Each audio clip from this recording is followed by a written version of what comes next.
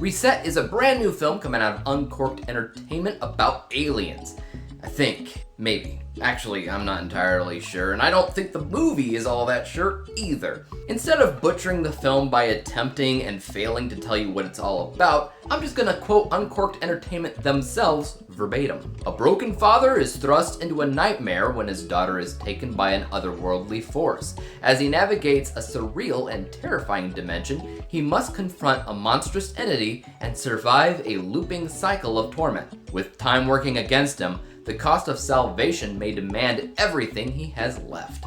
As obscure as that synopsis is, it's probably the most straightforward and clear thing out of the entire experience, which is just a hodgepodge of unclear stuff going on simultaneously. This film described itself best when the main character said that what they were trying to figure out was everything and nothing all at once, a puzzle that they can never quite piece together. Ironically, that's exactly what the movie is for audiences watching. I honestly felt high while watching, and not in a good way. Sometimes an enigmatic mystery works wonders in film. And just look at Christopher Nolan's works, especially with Inception, Tenet, and Memento. As long as the execution delivers some sort of denouement at the end that explains everything in a clear-cut way, the entire movie can still be great. Reset doesn't do that.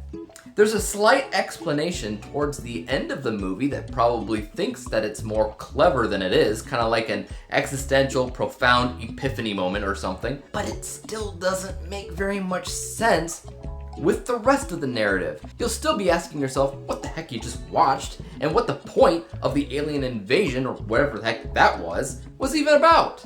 This film needed a rewrite or two or three, just so that the narrative would make more sense. Instead, as a viewer, you're left asking more and more questions, like, why are there aliens? Or are they angels? Why are they only congregating at this one farm-like area? Why isn't the rest of the town reacting to their presence? What does the dad think he's physically accomplishing every single night when he sets out in the dangerous wilderness? Is it a time loop? What the heck is the reset? All of these things are both answered and also not answered at the same exact time. It's really hard to explain because, again, it feels as if the writers were making stuff up as they went along, hoping that something might end up sticking, but it never really does. Now, I want to give it credit where it's due. The entire thing isn't terrible, it's just that most things are. There is a creature design in the film that I personally thought was fairly decent for an indie flick. It's not CGI, it's very clearly a practical costume, and as a fan of Doctor Who, it reminded me of, a creature that might pop up in that show. While that might sound a tad bit silly, I can at least appreciate the work that went into designing something like that, which shows up in the movie quite a lot, which means that they probably had a fair amount of confidence in the look and they wanted to show it off. There's also an actor in the film that is actually really good at showcasing emotion.